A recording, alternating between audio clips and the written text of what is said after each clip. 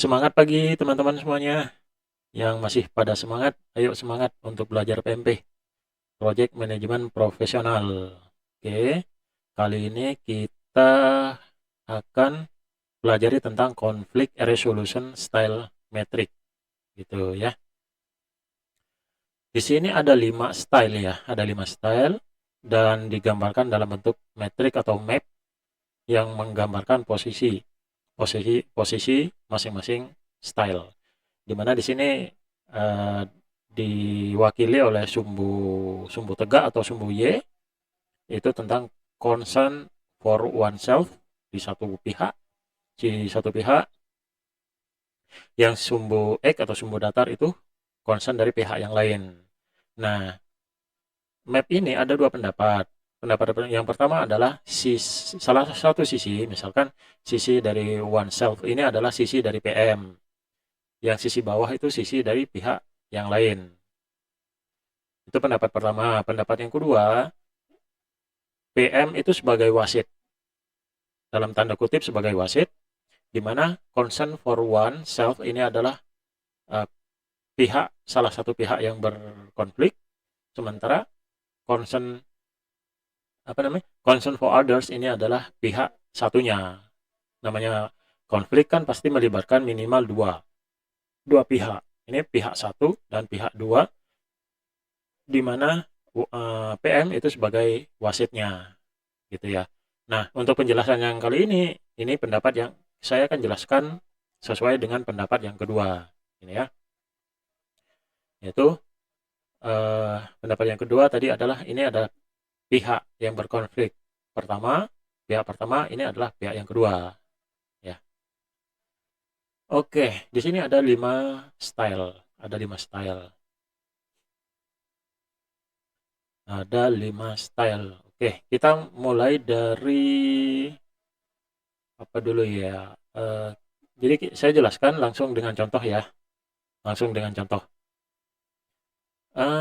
Kita mulai dari yang pertama dulu, yang paling bawah pojok kiri. Low, low concern sama low concern. Masing-masing dua pihak itu sama-sama low concern. Yang harus dilakukan adalah avoid atau withdraw. Avoid atau withdraw itu step back, mundur dulu sejenak atau postpone dulu sejenak gitu. Artinya sama-sama lose. Pihak satu lose, pihak kedua lose. Kapan ini dilakukan? Saat ada minor issue yang akan resolve dengan sendirinya, atau bisa juga dengan karena datanya kurang, misalkan seperti itu. Nah, resikonya apa? Resikonya adalah konflik bisa muncul kembali, seperti itu ya. Namanya postpone kan, artinya konflik belum selesai, cuma dipospon sementara, dan akan dilanjutkan diskusinya pada kesempatan yang lain saat suatu kondisi tercapai. Misalkan data-datanya udah lengkap, data-data yang untuk menunjukkan concernnya A sama data-data untuk menunjukkan concernnya B sama-sama lengkap, baru nanti ketemu lagi untuk solusi gitu. Contoh, kita ambil real contoh, misalkan eh, infrastruktur ya, pembangunan atau implementasi dari data center. Itu proyek data center sedang berjalan, terjadi konflik. Konfliknya adalah network engineer ingin, mana, oh ini pointernya ya. Network engineer ingin menggunakan Cisco. Itu di sisi network, si engineer pengen menggunakan Cisco. Sedangkan di security engineer, di sisi security, ingin menggunakan Fortinet misalkan untuk solusi network security. Keduanya sama-sama memiliki argumen teknis ya, yang kuat dan mulai berdebat ya, karena keputusan tersebut sangat akan mempengaruhi cost, security, performance, dan schedule. Kita tahu salah satu dari Cisco dan Fortinet itu lumayan ya, secara cost dan kemampuan fitur-fitur security-nya juga berbeda, seperti itu. Nah, si PM harus ngapain nih kalau terjadi seperti itu? Nah, dalam kondisi avoid dan withdraw, PM tidak menyelesaikan konflik saat itu dan menarik diri dari konflik untuk sementara. Dengan kata lain adalah step back dan postpone isu konflik.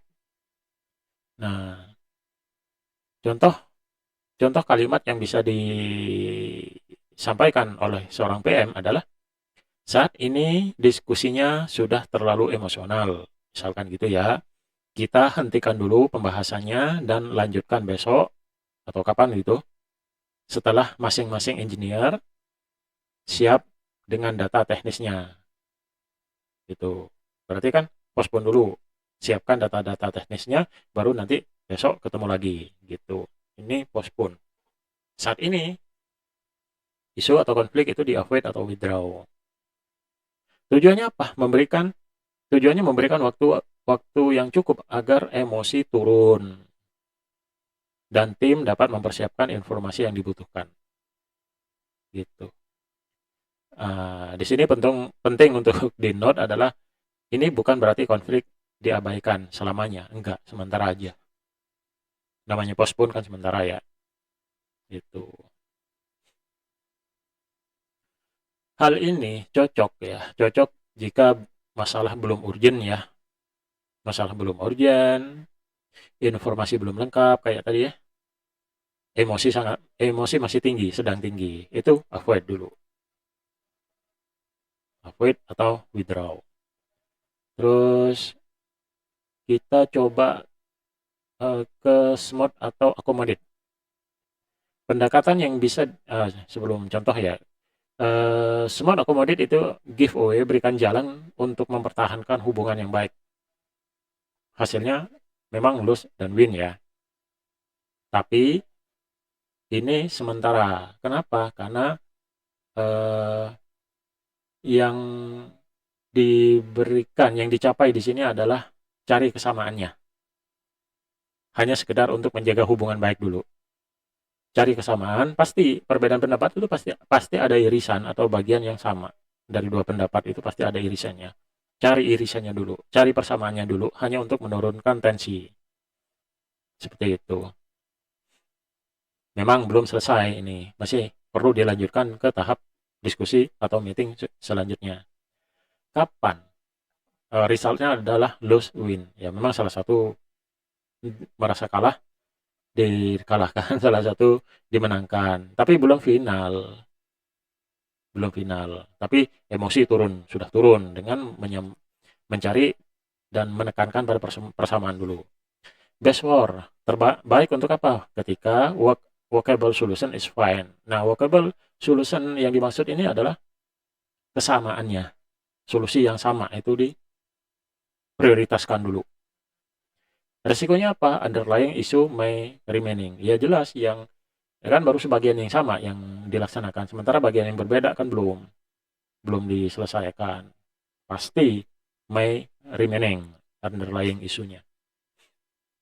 Oke, contoh PM dalam contoh data center tadi adalah PM menekankan kesamaan tujuan dan mengurangi perbedaan yang ada. Ya, penekanannya pada persamaan dulu antara network engineer dan security engineer. Nah, kalian apa yang bisa disampaikan oleh seorang project manager terhadap dua pihak yang berkonflik? Misalkan gini, si PM bilang gini, kita sebenarnya memiliki tujuan yang sama, yaitu memastikan network aman dan reliable. Pasti kedua belah pihak nih setuju nih dengan kalimat ini. Mari kita fokus pada kebutuhan security dan reliability terlebih dahulu, bukan pada perbedaan pilihan vendor. Benar kan? Jadi, perbedaan pilihan vendor kita kesampingkan dulu. Dan memang belum final. Sekarang fokus ke kesamaan persepsi bahwa data center butuh security dan reliability yang bagus. Di sini PM mencoba mengurangi ketegangan antara kedua belah pihak dengan mengungkapkan kesamaan antara dua pihak tersebut. Tujuannya mencapai kesamaan agreement. Common agreement dulu dibandingkan perbedaannya. Kekurangannya ini ya, risknya, kekurangannya adalah konflik. Tadi udah dibilang bahwa dari smooth accommodate ini konflik ini ya, underlying issue masih ada, konflik masih belum selesai. Misalnya si network engineer engineer bilang, saya setuju kita butuh network yang secure. Artinya apa? Network engineer setuju terhadap concernnya si security engineer mengenai secure network yang secure. Si security engineer juga setuju juga, saya juga setuju. Sama nih, berarti kan sama, ada kesamaan. Nah, tapi mereka masih belum sepakat tentang vendornya, mau Cisco atau Fortinet. Gitu. Oke, kita udah bahas Avid, Withdraw, dan Smart Accommodate. Terus kita lanjut ke ini dulu ya, Force Direct ya, Force Direct ini. Nah, Force Direct artinya kalau kita apa namanya? Kita lihat di sini ada yang dikorbankan. Ada yang dikorbankan. Kita lihat contoh sebentar, akan lebih jelas dengan contohnya. Force Direct, push your position. Si PM itu menekankan posisinya dia. Bahwa saya PM, saya punya tanggung jawab untuk memberikan keputusan direktif segera. Push your position. Your position, siapa your ini adalah si PM. PM. Even another expand. Meskipun salah satu yang lain itu keberatan atau dirugikan. Gitu. Hasilnya adalah wins lose. Ada satu yang wins, ada yang satu lose. Best for directive ini direct atau force ini bagus untuk apa? Untuk fast dan urgent decision. Untuk keputusan yang butuh cepat dan urgent. Resikonya can create resentment. Resentment itu tidak nyaman lah. Rasa tidak nyaman, tidak senang dari pihak yang concernnya tidak terakomodir. Nah, ini tugas dari PM untuk memberikan pemahaman kepada pihak yang tidak senang bahwa keputusan harus diambil cepat karena penting dan harus memilih salah satu. Gitu. Nah, contoh PM menggunakan ya, kita tadi udah dibilang tunjukkan posisi dari PM ini, show posisimu PM gitu. Di sini PM menggunakan otoritinya untuk menentukan keputusan. Misalnya setelah diskusi tidak menghasilkan kesepakatan, udah diskusi udah sejam diskusi misalkan, sementara keputusan harus diambil 1 jam lagi, berarti kan sisa 1 jam nih. Dan si PM harus jeli nih, kalau nunggu sepakat nggak akan tercapai, maka si PM harus berani ngambil keputusan. Gitu. Misalkan gini, PM bilang, berdasarkan keputusan steering committee dan arsitektur standar perusahaan, nah ini berarti kan sudah punya existing network nih, standar perusahaan. Itu. Kita akan menggunakan Cisco. Keputusan ini final. Nah, boleh. Nah, tadi network engineer kan bilang Cisco ya. Berarti kalau pilih Cisco si network engineer yang di sini network engineer yang menang. Si security engineer itu yang kalah, lose. Gitu ya. Tim harus mengikuti keputusan tersebut, senang atau tidak. Senang atau tidak, harus mengikuti. Ya, akhirnya kan win sama lose ini. Nah, satu pihak mendapatkan apa yang diinginkan, pihak yang lain tidak. Iya, win dan lose. Gitu. Nah, kapan ini digunakan? Ini tadi ya, fast, urgent, decision. Terus ada safety atau security issue yang butuh tindakan cepat. Dan PM memiliki authority ya, harus PM memiliki authority untuk mengambil keputusan cepat. Nah, force direct. Nah, force direct itu bukan keputusan paling secara general. Force direct itu bukan keputusan yang baik sebetulnya, tapi tepat. Maksudnya bukan keputusan baik, kenapa? Karena ada pihak yang concernnya tidak diakomodir. Tapi harus dilakukan. Nah, yang paling tepat yang mana? Yang paling tepat adalah collaborate, problem solve, win sama win. Ya, oke. Force direct clear ya. Force direct clear. Nah, sekarang kita ke collaborate atau problem solve. Collaborate sama problem solve itu open dialog. Wah, namanya dialog itu lama, nggak bisa nggak bisa sejam 2 jam, itu bisa berhari-hari. Apalagi kalau isunya adalah isu gede, data centernya gede, besar gitu, itu bisa lama. Open dialog to reach share agreement, apa kesetujuan bersama. Resultnya adalah win sama win, sama-sama diakomodir, best for long term solution. Long term solution, solusi jangka panjang. Jadi kemungkinan terjadi konflik lagi itu menjadi tidak ada atau sangat kecil kemungkinannya. Karena sama-sama win, sama-sama diakomodir. Resikonya can be time consuming, take time banget, banyak makan waktu. Ya semua ada plus minusnya semua, cuman mana yang paling memberikan keputusan yang paling baik. Contoh, kita ke contoh sekarang. PM tidak memilih project manager tidak memilih Cisco atau Fortinet berdasarkan pendapat pribadi.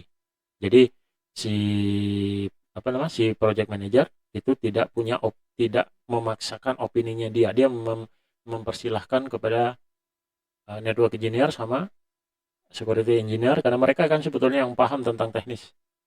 Si project manager itu lebih ke arah leadership dan manajemen gitu. Si PM memberikan otoritas, bukan otoritas apa ya namanya, memberikan kebebasan, memberikan, ya bisa dibilang otoritas lah untuk memilih, karena mereka si engineer, si tim ini yang paham benar teknis, jadi mereka yang boleh boleh memberikan masukan itu. Nah, PM mengajak kedua project manager mengajak kedua engineer, mari kita definisikan requirement ya. Nah, ini sangat menarik nih. Kenapa bisa win-win solution dan jangka panjang? Nah, mari kita definisikan requirement terlebih dahulu dan lakukan objektif evaluasi. Nah, langkah selanjutnya adalah ketika PM sudah menghandle, ingin ingin apa namanya, menerapkan style collaborate problem solve, dan tentu semua pihak harus harus paham bahwa ini akan butuh waktu lama ya. Maka PM bisa bilang, minta requirement-nya bisa detail atau sesuai kebutuhan, dan dilakukan evaluasi secara objektif. Nah, selanjutnya karena mau dievaluasi berarti kan harus ada benda atau objek yang dievaluasi. Nah, di sini keduanya mereka kemudian membuat kriteria bersama tentang security, performance, cost, scalability, dan compatibility dengan existing network. Ini kalau dalam real project itu bisa berupa standar SOC ya, standard of compliance, di proses RFP, request for proposal. Nah, kriteria tersebut mau detail, mau tidak detail, mau sedang detail, detailnya sedang-sedang aja, itu apa namanya, praktisnya, itu di sisi praktisnya. Tapi yang harus ada adalah kriteria yang disepakati bersama antara tim network engineer sama security engineer. Nah, kriteria security, performance, cost, scalability, compatibility dengan existing itu kemudian dikasih weighting dan dikasih skor. weighting atau skor, si Cisco dapat berapa, si Fortinet dapat berapa.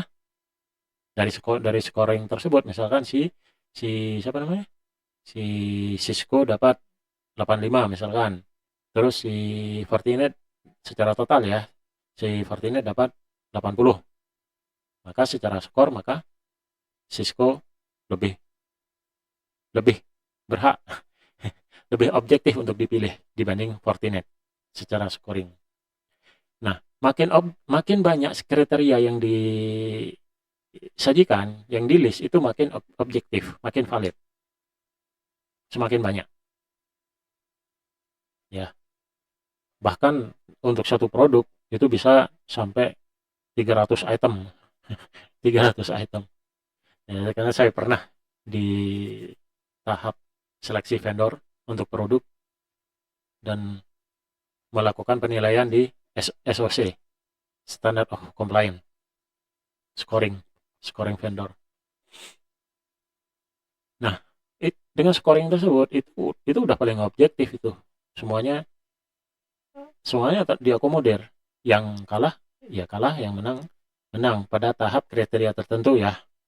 Tapi secara total tadi Cisco lebih unggul dibanding Fortinet, maka diputuskan pakai Cisco. Seperti itu. Baik untuk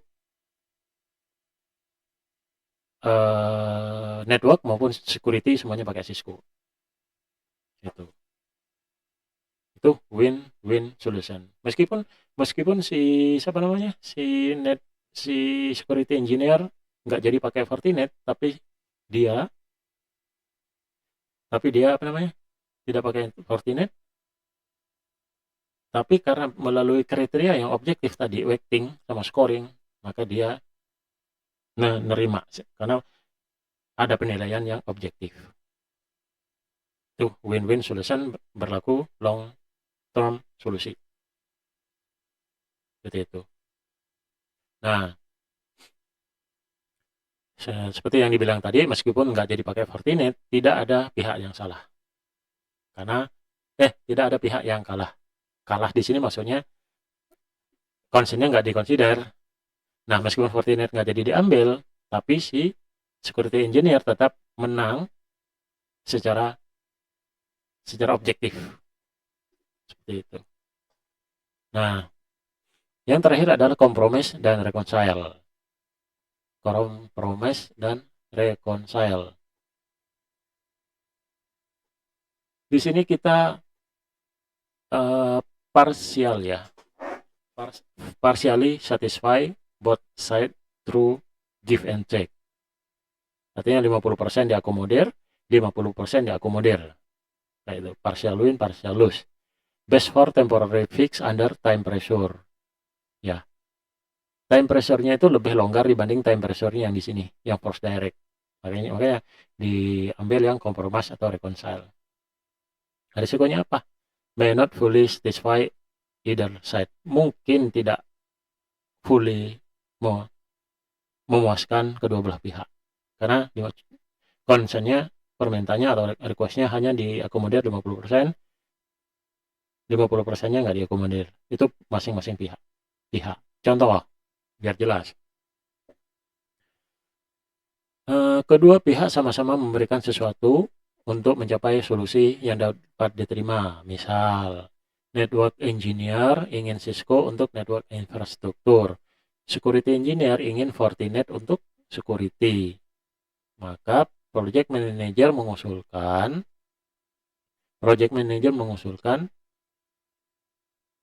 Cisco untuk core network ya, dan Fortinet untuk firewall atau security layer. Memang separuh-separuh memang ya. Kedua pihak mendapatkan sebagian dari yang mereka inginkan. Prinsipnya adalah give and take. Give and take. Ya. Hasilnya Cisco digunakan tidak mendapatkan 100% desain yang diinginkan. Karena kan pengennya kan Cisco digunakan baik untuk network, maupun untuk security. Pengennya ini kan cuma diakomodir Cisco buat buat apa, network aja. Begitu juga dengan Fortinet. Pengennya security engineer itu pengen semuanya pakai Fortinet, baik network maupun security. Tapi yang diakomodir hanya partnya security itu pakai Fortinet. Seperti itu. Ya, tidak fully satisfied, tapi 50-50.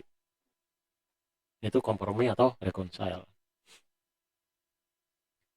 Nah, kita coba simpulkan dari contoh-contoh tadi. Kita coba simpulkan seperti ini. Data center project tadi ya, data center project ya. The network engineer ingin Cisco, security engineer ingin Fortinet. Gitu. Maunya network engineer maunya semuanya pakai Cisco, baik sisi network maupun security. Sementara sisi security engineer pengennya pakai Fortinet baik untuk network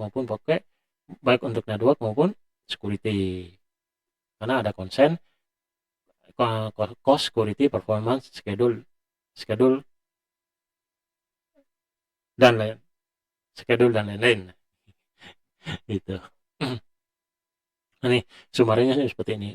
Withdraw of weight itu let discuss later. Tunda dulu. Kita diskusi lagi nanti setelah siap. Setelah reda dulu. Kita redakan dulu. Kita diskusi lagi nanti. Gitu. Konflik remain unresolved. Ya, betul. Konflik belum selesai. Yang kedua adalah smooth accommodate. Smooth accommodate itu we actually share the same goal. Cari persamaannya. Kita sebetulnya aktualnya adalah punya goal yang sama. Punya goal yang sama. Relationship improve, konflik may persist. Konflik masih ada. Ya benar, karena kan masih targetnya adalah menurunkan tensi konflik dengan membesarkan, mengungkapkan kesamaannya. Itu. Yang perbedaannya akan didiskusikan berikutnya. Compromise, reconcile itu. Will use both Cisco dan Fortinet. Akhirnya data centernya sama-sama pakai Cisco dan Fortinet. Cisco dipakai untuk core, infra core-nya, sementara security-nya pakai Fortinet. Itu. Partial satisfaction, give and take. Force direct itu I've decided we are using Cisco. Tadi kan CPM memutuskan kita pakai Cisco. Win loss. Siapa yang win? Decide we are using Cisco. Semuanya pakai Cisco, baik security maupun core, infranya, networknya. Artinya siapa? Network engineer win, security engineer lose. Gitu. Nah, ini yang paling ultimate-nya, yang paling diinginkan di PMP adalah collaborate problem solve. Let's evaluate based on data and requirement. Itu tadi kita ulang lagi, requirement-nya di list, kriterianya di list, makin banyak makin baik. Setiap item itu dikasih bobot dan dikasih skor. Dikasih skor. Skornya ditotalan dan di-compare mana yang lebih tinggi. Dalam contoh tadi adalah Cisco yang lebih tinggi. Ya. Ini win-win solution, long-term solution, best practice for PMP. Seperti itu. Oke, clear ya. Udah lengkap tadi. Secara metriknya kita udah pelajari, dan real contohnya kita udah jelaskan juga. Ini kesimpulannya. Oke, demikian mengenai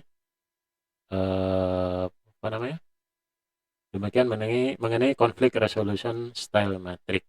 Oke, kita ketemu di video selanjutnya. Terima kasih.